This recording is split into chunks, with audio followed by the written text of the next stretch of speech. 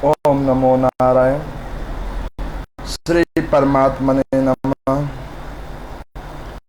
गुरु ब्रह्मा गुरु विष्णु गुरुदेवो महेश्वर, गुरु साक्षात् परब्रह्म तस्मै श्री गुरुवे नमः।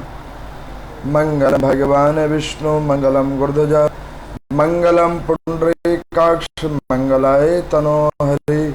हरे कृष्णा कृष्णा कृष्णा हरे हरे, हरे राम राम राम हरे हरे। श्री मार्कंडेय पुराण की अति पावन कथा। इस कथाओं की श्रृंखला जिसमें आप लोगों ने अद्भुत रूप से इस पुराण की कथा को नाना प्रकारेण रूप से प्रसंगों के माध्यम से, मूल पाठ के माध्यम से इस पुराणों की कथा को गत आज 11-12 दिन से आप लोग श्रवण कर रहे हैं। इस पवित्र पुराण के अंदर में मार्कंडेय ऋषि जैमिनी ऋषि को, जो कौष्टभ मुनि भी हैं, उनको अद्भुत रूप से नाना प्रकार की कथाओं और नाना प्रकार के प्रसंगों का पूर्ण रूप से कथावाचन और नाना प्रकार के कल्पों के अंदर में परमात्मा के द्वारा सृष्टि के ऊपर मनुओं के अवतारों की कथा का व्याख्यान जो अद्भुत रूप में है, वो व्याख्यान आप लोगों के समक्ष किया जा रहा है।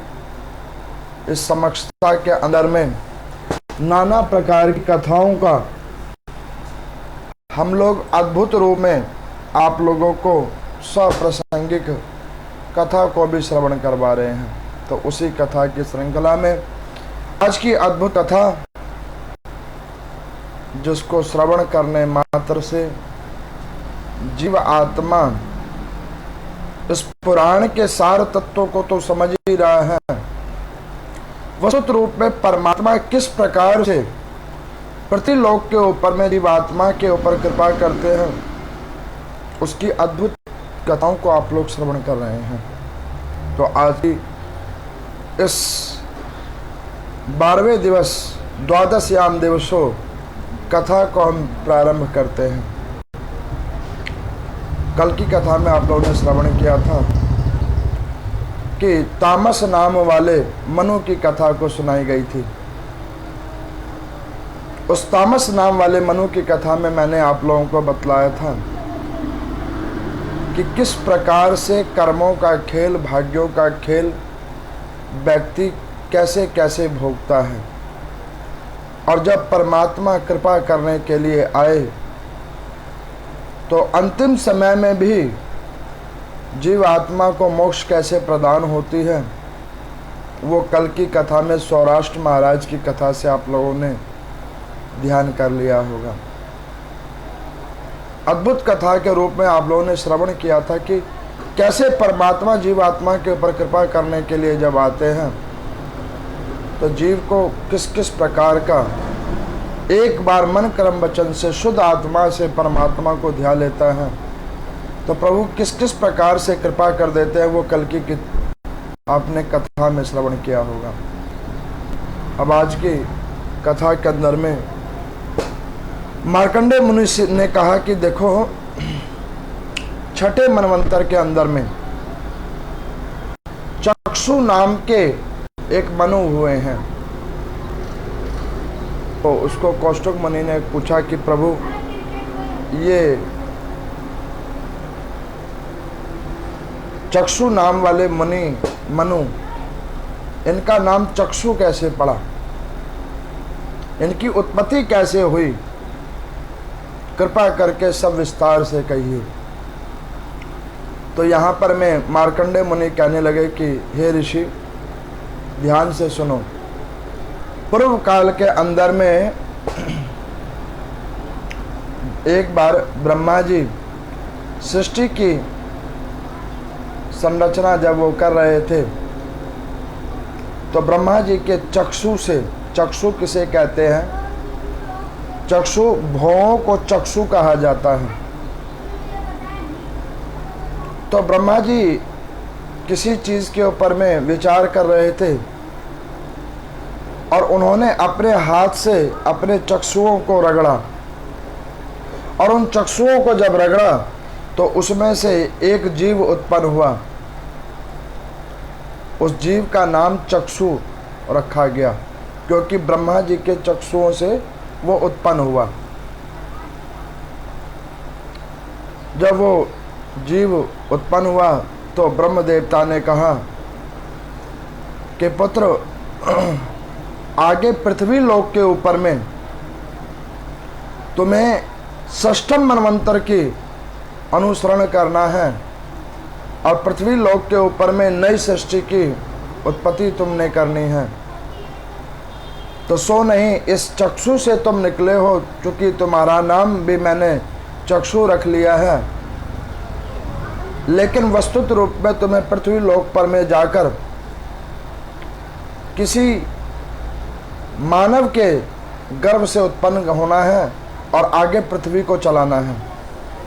अब इस प्रकार से ब्रह्म देवता ने उस चक्षु नाम वाले जीवात्मा को पृथ्वी लोक पर भेजा। इधर पृथ्वी लोक के ऊपर में एक राजसी महात्मा थे जिनका नाम था अनमित्र। ऐसे महात्मा थे जो उस राज्य के अंदर में वो सर्व पूजनीय थे, ब्राह्मण योग्य थे। तो उन ब्राह्मण देवता ने बहुत समय कल्पों तक श्रीमन नारायण भगवान का भजन किया था, पूजन किया था, नाना प्रकार के पुराणों की कथा को श्रवण किया था। तो श्रीमन नारायण भगवान को उन्होंने निवेदन किया था कि प्रभु, एक मुझे संतान हो जाए, एक अद्भुत मुझे संतान हो जाए जिसका पृथ्वी लोक के ऊपर में नाम हो। तो श्रीमन नारायण ने कहा था कि देवता की पूजा, देव पूजा जहां पर निस्वार्थ रूप में होती है तो उसका फल अद्भुत होता है। ब्राह्मण देवता पृथ्वी की ऊपर में आपके पुत्र का नाम अथवा आपका यश कीर्ति फैले, उसके लिए आपने मेरा पूजन किया। उस पूजन के प्रभाव से आपको पुत्र तो होगा, लेकिन यश आपके नाम नहीं होगा। अब यहाँ पर सूजी से सोनक आदि 88,000 ऋषियों ने पूछा कि प्रभु ने ऐसा वरदान क्यों दिया। यहाँ पर सूजी कहते हैं कि हे महात्माओं, आप ध्यान से सुनो। प्रभु ने ऐसा वरदान इसलिए दिया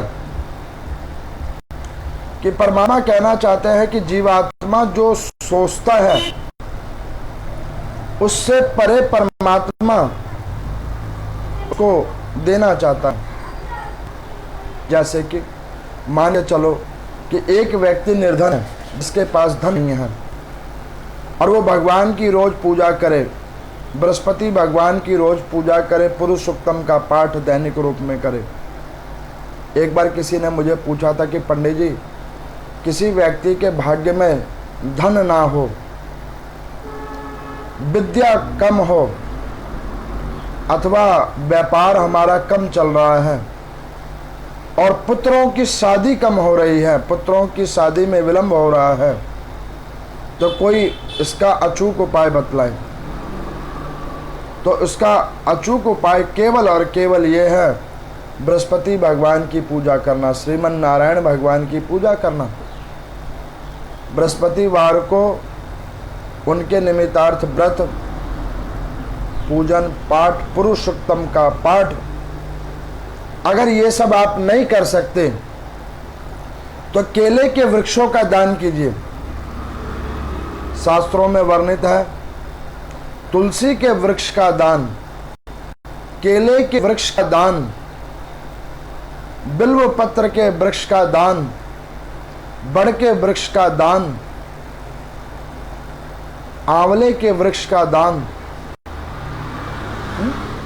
इनकी समी के वृक्ष के दान, अद्भुत इनकी महिमा है, बहुत अद्भुत महिमा है। इसके ऊपर मैं आपको भी एक प्रासंगिक कथा भी सुनाऊंगा। इसकी क्या महिमा है उसकी मैं आपको अद्भुत एक कथा सुनाऊंगा। तो उसका जो भी कोई परमात्मा का इस प्रकार से पूजा करेगा, उन वृक्षों को उस नारायण भगवान के इस कृत के अंदर में सद्भाव रखेगा, तो उसकी धन का जो अभाव है वो कम हो जाएगा।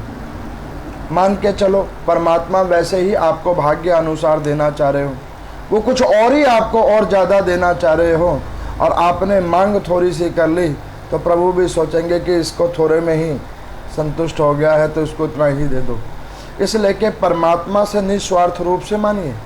भाग्यानुसार ब्रह्मा जी ने तो वरदान दे ही दिया था उस चक्षु नाम वाले जीवात्मा को कि जाओ तुम्हारा नाम चक्षु रूप में विख्यात होगा, लेकिन वस्तुत रूप में ब्राह्मण ने फिर इच्छा कर ली, तो उस बालक का जन्म तो हुआ, वो विख्यात भी हुआ, लेकिन उसका यश उन ब्राह्मण को नहीं मिला, क्योंकि उसने स्वार्थ से कर लिया। इसीलिए के शास्त्रों में कहा जाता है कि पूजा कीजिए, पाठ कीजिए, व्रत अनुष्ठान कीजिए, उसमें स्वार्थ नहीं होना चाहिए। अब यहाँ पर मैं उन ब्रह्ममित्र नाम वाले ब्राह्मण ने जब नारायण भगवान से इस प्रकार से वरदान प्राप्त किया, तो उनकी आनंदनी नाम की स्त्री थी। उन आनंदनी नाम वाली उनकी स्त्री ने एक पुत्र को जन्म दिया, और वो पुत्र ऐसा दिव्य रूप को धारण करता हुआ पुत्र था, जिस पुत्र को पूर्व जन्म की कथाओं, पूर्व जन्म की वार्ताएं उसे बड़े अद्भुत तरीके से ध्यान थी। एक दिन क्या हुआ, उस आनंदनी ने क्या किया, जैसे हर माँ एक छोटे नवजात बच्चे को पालती है, पोसती है, वात्सल्य प्रदान करती है, ठीक उसी प्रकार से वो अपना मातृ कार्य कर रही थी। उस बच्चे का नामकरण संस्कार ब्राह्मण देवता ने आनंद का रखा था, आनंद नाम रख रखा था, आनंदनी का पुत्र आनंद। और ब्राह्मण ने इसलिए भी नाम आनंद उनका रख रखा था कि जीवन में कोई रंग नहीं बचा था, कोई आनंद नहीं बचा था, तो परमात्मा की कृपा हुई तो आनंद आ गया, इसलिए उसका नाम आनंद रखा। तो वो माता आनंदनी ने उस बच्चे को गोद में ले रखा था, और उस बच्चे को लाड़ लाड़ में उसके गाल को चूमे, कभी उसको गोदी में उठावे और बार बार उस बच्चे को निहारे। तो जब वो बार बार उस बच्चे को निहारे, तो एक बार उस बच्चे ने बोल दिया कि माता, आप जो मुझसे इतना स्नेह कर रही हो, मेरे में इतना नेह डाल रही हो, तुम्हें पता है जिस दाई ने मेरा जात कर्म संस्कार किया है, वो तुमसे मुझको खींचना चाहती है। हमारे घर में एक बिल्ली आती है जो मुझे खाना चाहती है। तो आनंदनी ने जब उस छोटे से बच्चे का कुछ इस प्रकार से स्वर सुना, तो वो बड़ी भ्रमित हुई, और वो एकदम से आश्चर्यचकित हुई, और वो आश्चर्यचकित होकर उसने कहा कि अभी तो तुम छोटे से बालक हो,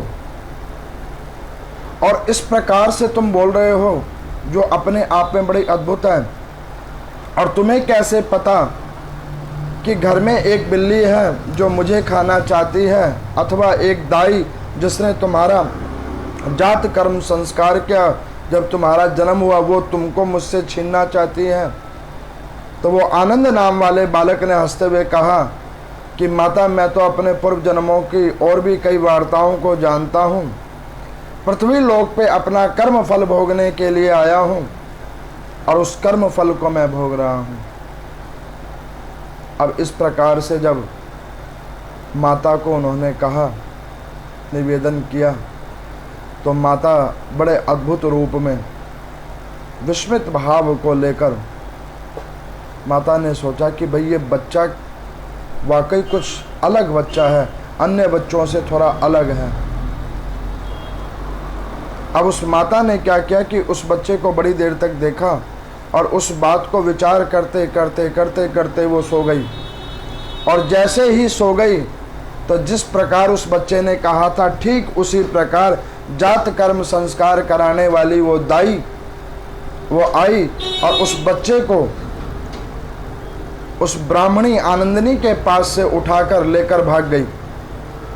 और उसने क्या किया, राजा के महल में जाकर राजा के सोते हुए कुमार को उठाकर उस जगह पर उस आनंद नामक बालक को रखकर उस बालक को जाकर उसने राजकुमार को एक जंगल में वीरान जगह पर किसी साधु के पास छोड़ दिया। अब इस प्रकार से जब ब्राह्मणी प्रातःकाल उठी तो उसने देखा कि वाकई वो बच्चा बिल्कुल सत्य कह रहा था। अब उसने उस जात कर्म संस्कार कराने वाली दाई को चारों ओर ढूंढना प्रारंभ किया, लेकिन वो दाई ने क्या किया कि जब वो राजकुमार को लेकर वन में गई तो वो भी वहीं पे रहने लग गई, जिसको खोजना बड़ा कठिन हो गया। अब इधर राजा साहब के यहाँ जहाँ पर उस बच्चे को रखा गया, वहाँ पे बड़े लाड भाव से उस आनंद नामक बालक का अच्छे तरीके से लालन पोषण किया गया। अब अच्छे तरीके से जब लालन पोषण उस बालक का किया गया तो राजा साहब ने कहा कि ये बच्चा अब किशोरावस्था को आ रहा है, तो इस बच्चे को क्यों ना गुरुकुल के अंदर में शिक्षाओं के अध्ययन के लिए भेजा जाए। तो उस बच्चे को लेकर उन्होंने क्या किया कि गुरुकुल के अंदर में उस बच्चे को लेकर गए। तो गुरुदेव ने पूछा कि बेटा तुम्हारा नाम क्या है? तो वो बच्चा हंसकर कहने लगा कि महात्मन मेरा नाम तो आनंद है। तो उन्होंने कहा कि तुम्हारा नाम आनंद नहीं, तुम्हारा नाम तो कौशल है। महाराज आक सिंह के आप इकलौते पुत्र हो और जिनका नाम कौशल है। तो कहने लगे कि गुरुदेव मेरा नाम आनंद है, मेरा नाम आनंद है।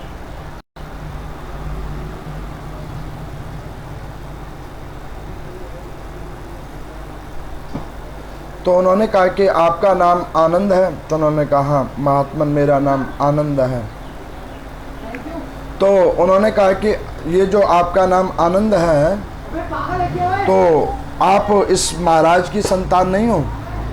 तो उन्होंने कहा कि महात्मन मैं इस महाराज की संतान नहीं हूँ। तो उन्होंने कहा कि ये रानी तुम्हारी माँ नहीं है? उन्होंने कहा कि बिल्कुल नहीं, ये मेरी माँ भी नहीं है। तो उन्होंने कहा कि तुम्हारी माँ कौन है? तो कहने लगे कि मेरी दो माताएं हैं, एक ने मुझे जन्म दिया है और दूसरे ने मुझे लालन पोषण किया है। तो गुरुदेव भगवान कहने लगे कि ऐसा कैसे?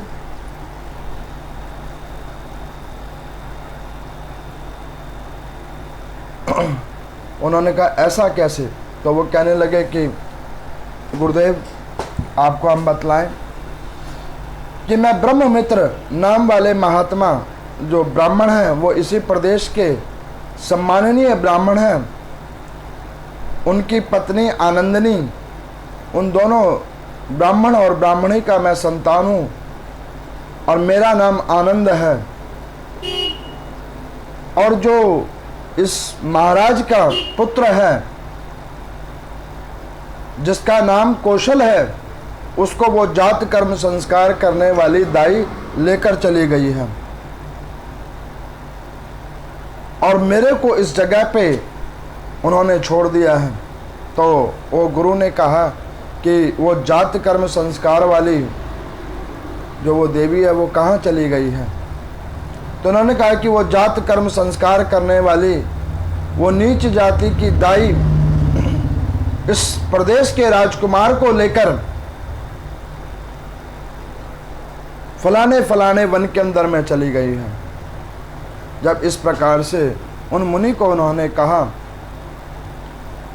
तो मुनि ने फटाफट राजा साहब को बुलवाया और राजा साहब को कहा कि महात्मन, वो जो आपके यहाँ पर जिसने दाई ने जो जात कर्म संस्कार करवाया आपकी रानी का, वो आपके पुत्र को लेकर चली गई है। उस आनंद नामक बालक के कथना अनुसार जहाँ जहाँ उस बच्चे ने बतलाया उस प्रकार से ढूंढा गया तो वो दाई वाकई उस राजकुमार को लेकर एक घोर वन में आ गई थी। राजा ने अपने पुत्र को लिया और लेकर आ गए और इधर आनंद ने राजकुमार के आता हुआ देखकर उस राजमहल को त्याग दिया और वन की ओर चलने लगे। तो वो गुरु रूपी ऋषि ने पूछा कि बच्चे, तुम इस महल को छोड़कर कहाँ जा रहे हो? तो उन्होंने कहा कि गुरुदेव, जिस प्रकार से आपका इस राज्य के अंदर में सबको शिक्षा देना, सबको ज्ञान की अनुभूति कराना कार्य है, ठीक उसी प्रकार से मेरा इस पृथ्वी लोक के ऊपर में जन्म हुआ है इस मनवंतर को चलाने के लिए। तो मैं इसकी जाकर साधना करने के लिए वन में जा रहा हूँ। मेरा इस किसी भी ग्रस्त आश्रमों से कोई लेना देना नहीं है। अब उनकी ऐसी बात को सुनकर वो ऋषि स्तंभ हो गए। राजा ने सुना, वो भी बड़े आश्चर्यचकित हुए और वो आनंद नाम वाले ब्राह्मण कुमार घोर वन में पहुंचे। कई कल्पों तक उन्होंने ब्रह्म देवता की तपस्या की और उनकी तपस्या से प्रसन्न होकर ब्रह्म देवता प्रकट हुए और उन्होंने कहा कि पुत्र, वस्तुत रूप में तुम मेरे चक्षुओं से उत्पन्न हुए हो, तो तुम्हारा नाम आनंद नहीं, तुम्हारा नाम चक्षु नामने मुनि है। चक्षु मुनि आपका नाम है। और इस मनवंतर के अंदर में, इस पृथ्वी के ऊपर में जीवों की उत्पत्ति तुम्हारे अनुसार होगी। तुम्हारे ही द्वारा इस समय कल्प के सप्त ऋषि होंगे, तुम्हारे ही द्वारा इस समय कल्प के इंद्र होंगे। मेरे को किसी ने पूछा कि पंडित जी, ये मनु कौन है? आप इतने दिन से कथा सुना रहे हो, तो ये मनु कौन है? मेरे को तो कभी कभी एक बात को सुनकर बड़ी हंसी भी आती रहती है। कई लोग बड़े अटपटे से प्रश्न करते हैं। अच्छा, अब वो शुरू की एक दो अध्यायों को सुनते नहीं हैं। कोई सा भाग सुना उन्होंने, कोई सा भाग सुना। अब वो ये सोचते हैं कि ये कथा किस चीज़ की चल रही है। और मैं कहता हूँ कि भैया पूरा अगर सुनिएगा जब तो आपको पता लगेगा। आप कुछ इसका, कुछ उसका, कुछ उस वाले का, कुछ उस वाले का सुनते तो आपको पता कैसे लगेगा कि कथा किस चीज़ की हो रही है। मनु और शतरूपा, ये ब्रह्मा जी की उत्पत्ति है इस पृथ्वी की संरचना करने के लिए। मैंने कई पुराणों के अंदर में सुनाया, पुनः आप लोगों को बतलाता हूँ कि ब्रह्मा जी ने सबसे पहले एकादश नाम ने ब्रह्म ऋषि उत्पत्ति, 11 ब्रह्म ऋषियों को उन्होंने उत्पत्ति किया था, नारद जी समेत, जिनको कहा था कि जाओ सृष्टि की रचना करो। लेकिन उन्होंने कुछ भी नहीं किया। सनत कुमार आदियों को उन्होंने उत्पन्न किया था, उन्होंने भी सृष्टि की संरचना नहीं की। उसके बाद में दक्ष प्रजापतियों को नीचे छोड़ा, उन्होंने भी जब पृथ्वी को ब्रह्मा जी के अनुसार नहीं सृजन किया, तब उन्होंने अपने दाहिने जंघा से मनु को और बाएं जंघा से शत्रुपा को उत्पन्न किया। मतलब दाएं जंघा से पुरुष और बाएं जंघा से स्त्री को उत्पन्न किया और मैथुनी सृष्टि को उत्पन्न किया, जिसके माध्यम से इस पृथ्वी लोक के ऊपर में जीव आत्माओं की उत्पत्ति हो सके, मानवों की उत्पत्ति हो सके।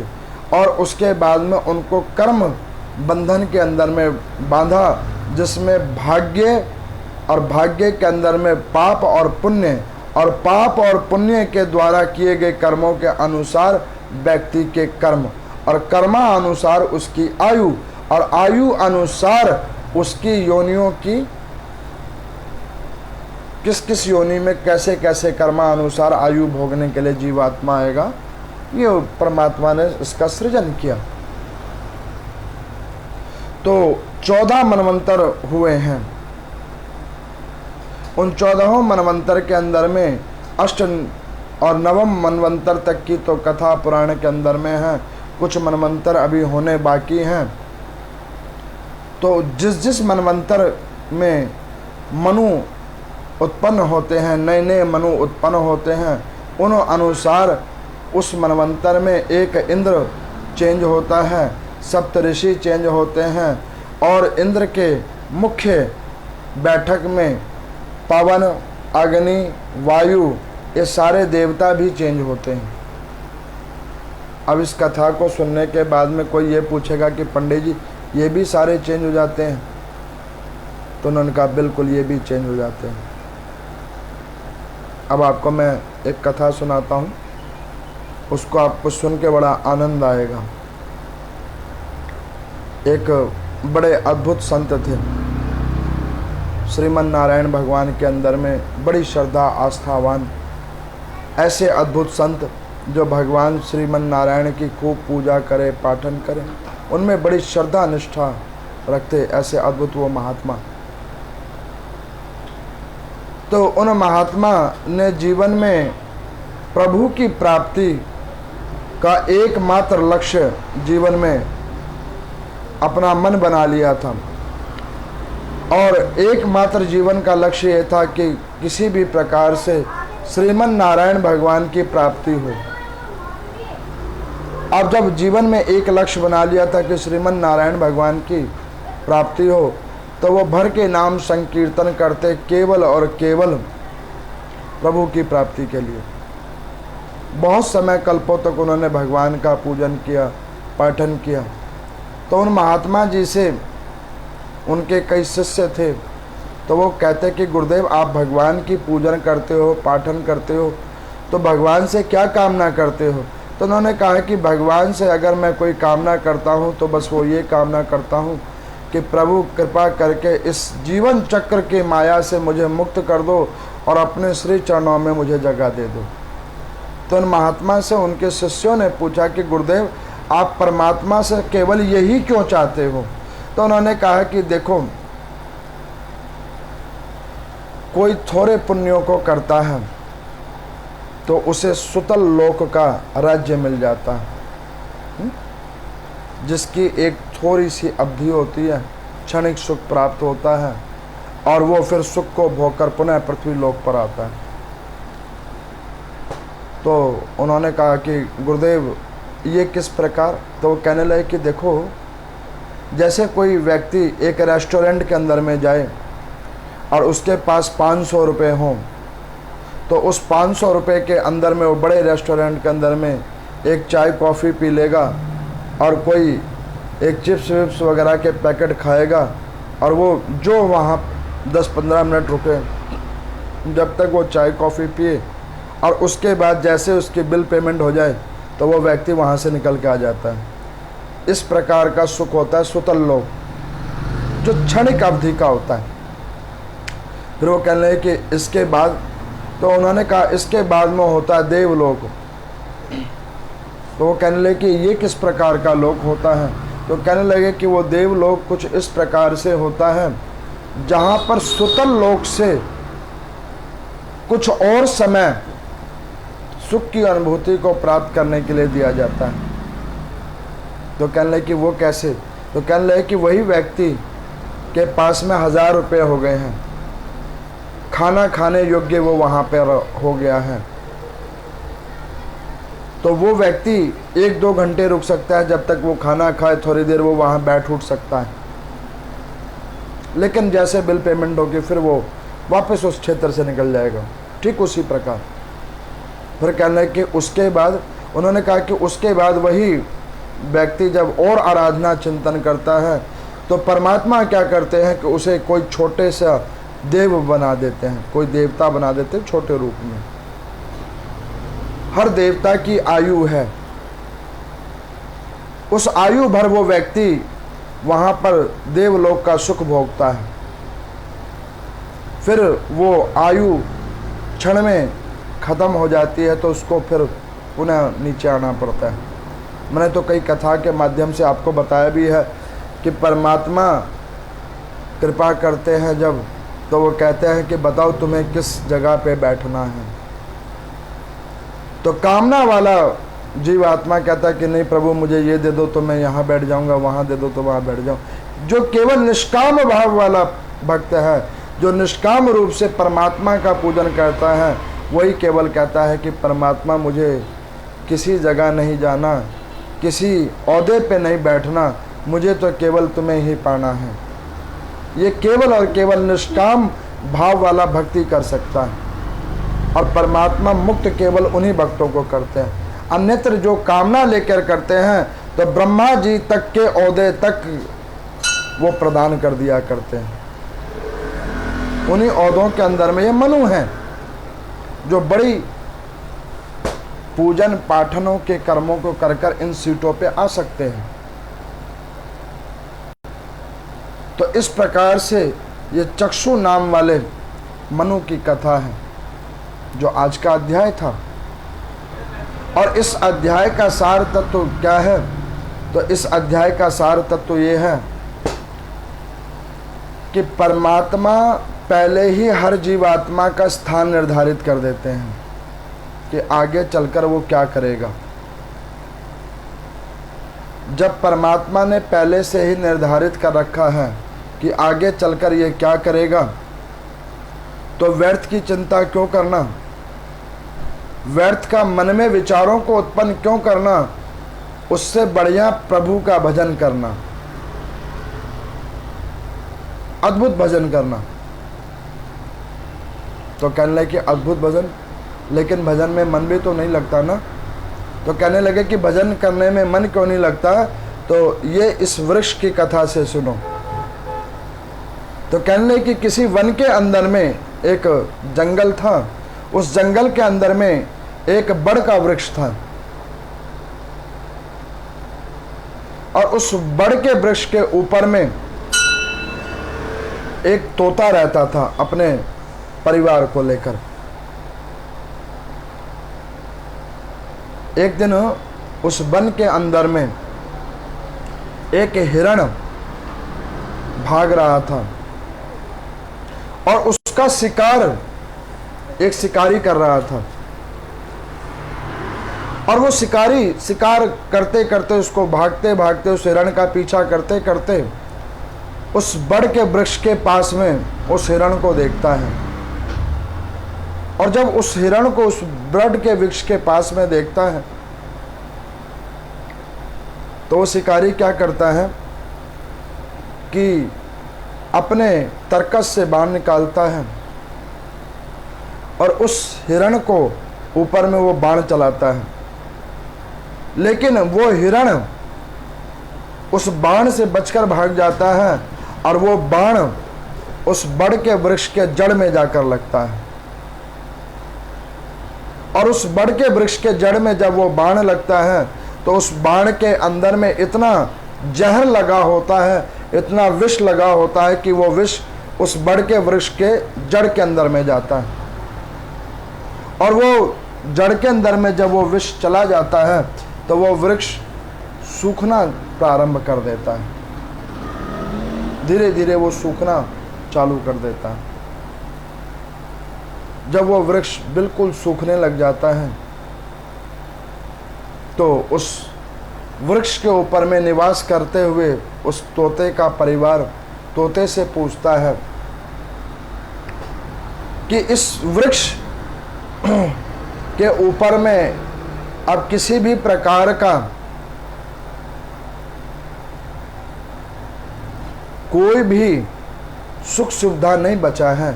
यह वृक्ष तो सूखता जा रहा है, तो इस पे वास करने का कोई लाभ नहीं, तो अन्यत्र किसी और वृक्ष पे चलते हैं।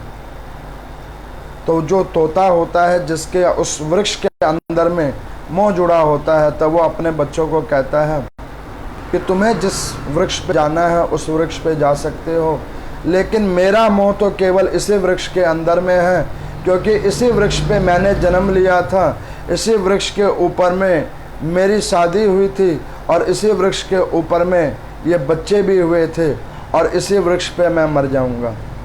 मैं अपने घर को छोड़कर नहीं जाऊंगा। शास्त्रों में वर्णित है, जो लोग सनातन धर्म को छोड़ देते हैं,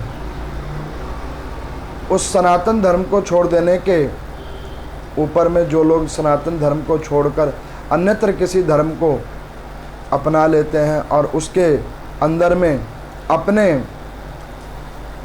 अन्यत्र धर्मों की प्रतिक्रियाओं को अपने साथ जोड़ लेते हैं, और वो ये सोचते हैं कि उस अन्यत्र धर्म के अंदर जुड़ने के बाद हमें मुक्ति मिल जाएगी अथवा हमें किसी प्रकार का सुख मिल जाएगा, तो सोचना गलत है।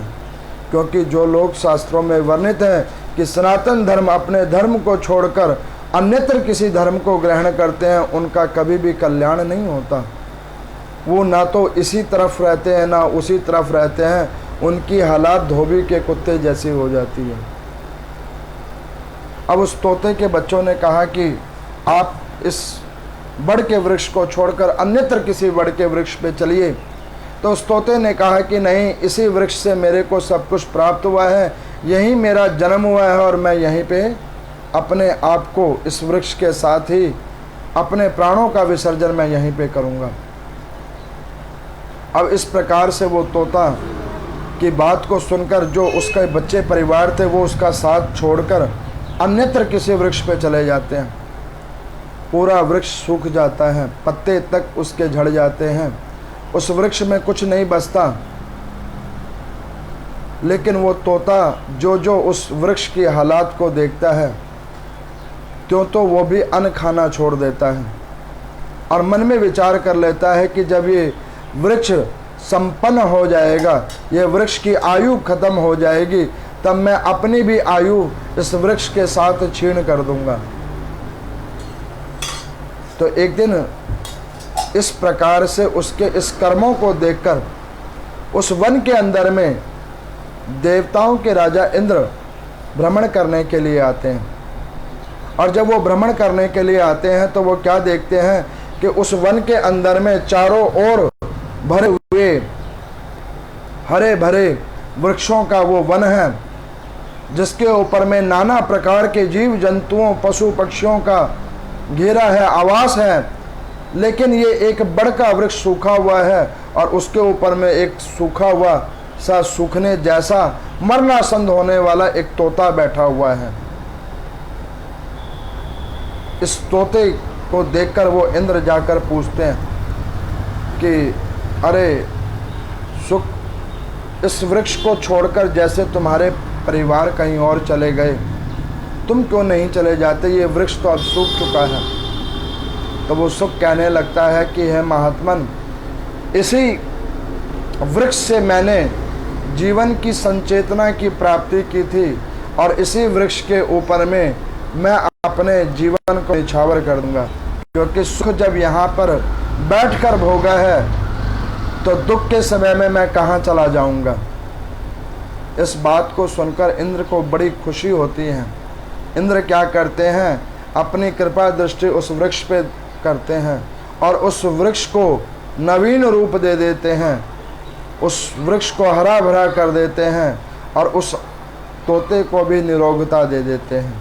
अब इतनी कथा होने के बाद में ऋषिगण सूत जी से पूछते हैं कि प्रभु, ये कहानी क्या है, ये प्रसंग क्या है, ये वृक्ष का प्रसंग क्या है? तो वो कहने लगे कि वृक्ष के प्रसंग को बड़े गूढ़ रूप से समझो। जीव आत्मा की आत्मा है वृक्ष, जो हर शरीर के अंदर में जाती है। हर शरीर के अंदर में जितने भी संसार के अंदर में जीवात्माओं को आप देखते हो, एक चींटी को देखते हो, छिपकली, मकड़ी, चूहा, बिल्ली, कुत्ता, मानव, पशु, पक्षी, सबके अंदर में आत्मा बैठी हुई है। हर आत्मा को एक वृक्ष रूपी शरीर मिलता है और उसके अंदर में एक सुख मिलता है। वो जीवात्मा का पुण्य कर्म होता है। वो पुण्य कर्म उसके धर्म को दर्शाता है। जो जीव आत्मा सदगति को प्राप्त करना चाहता है, परम गति को प्राप्त करना चाहता है, तो उस जीव आत्मा को, उस धर्म रूपी सुख को जो जीव आत्मा पूर्ण रूप से संरक्षण कर लेता है, उसकी पूरी रक्षा कर लेता है, तो शरीर बचे चाहे ना बचे, इस शरीर का ना रहना सत्य है, लेकिन इस शरीर के द्वारा किए गए कर्मों का होना परम सत्य है।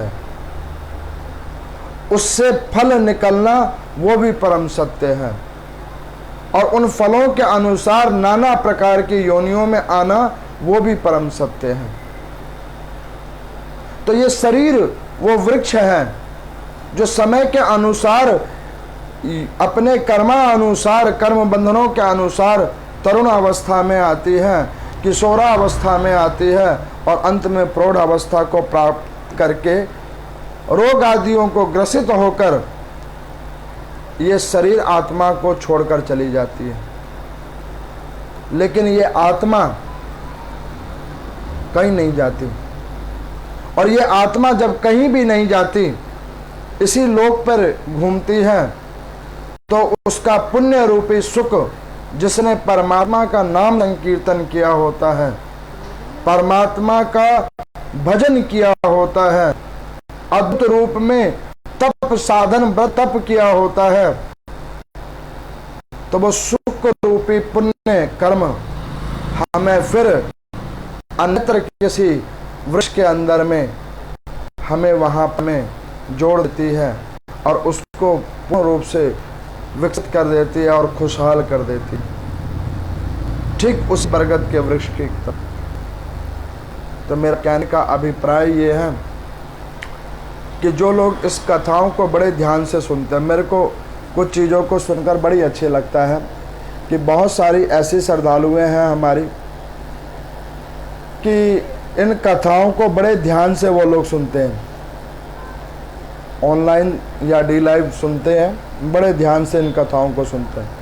मेरे को सुनकर बड़ा अच्छा लगता है कि भाव और निष्ठा के साथ में जब वो पुराणों की कथा के अंदर में इतना मन विचार करके, मन विवेक करके इसको जब वो सुनते हैं और श्रद्धा को जागृत करते हैं इन पुराणों के प्रति, तो मुझे बड़ी खुशी होती है कि जो हम कथा आप लोगों को एक कठिन से कठिन रूप में अध्ययन करने के बाद सरल भाषा में जो आपको हम सुनाते हैं, उस सुनाने का हमें फल मिल जाता है। तो इस प्रकार से इन कथाओं को श्रवण करने के माध्यम से, प्रभु श्रीमन नारायण के भजन करने के माध्यम से, नाम संकीर्तन करने के माध्यम से, इन कथाओं का सार तत्व केवल और केवल ये है कि इस शरीर की रक्षा हो चाहे ना हो, इस शरीर से जुड़े हुए नाते बंध बांधव उसकी रक्षा हो चाहे ना हो, लेकिन इसके अंदर में बसने वाला वो आत्मा जो परमात्मा का एक अंश है, उसकी रक्षा होनी चाहिए, और उससे जुड़े हुए सनातन धर्म की रक्षा होनी चाहिए, ताकि ये शरीर कोई भी मिले, हमारा धर्म, हमारे पुण्य कर्म, उसमें हमें प्रभु के पद की प्राप्ति करवा सके। तो इस प्रकार से आज की कथा का हम यहीं पे विश्राम करेंगे। अद्भुत रूप में इस कथा का मैंने आप लोगों को व्याख्यान किया है, जिसको आप लोग परस्पर श्रवण करने के बाद उसके ऊपर ध्यान और चिंतन करना कि कैसे चक्षु जी मनु के ऊपर में प्रभु ने कृपा किया है और कैसे वो पृथ्वी लोक पर गर्भ के अंदर में आकर उन ब्राह्मणी के गर्भ से किस प्रकार उत्पन्न होकर परम पद को प्राप्त किया है। तो इन सारी कथाओं को स्मरण करेंगे, चिंतन करेंगे और जितना हो सकेगा मन से उतना ओम नमो नारायण का नाम संकीर्तन कर सकेंगे। ओम नमो नारायण।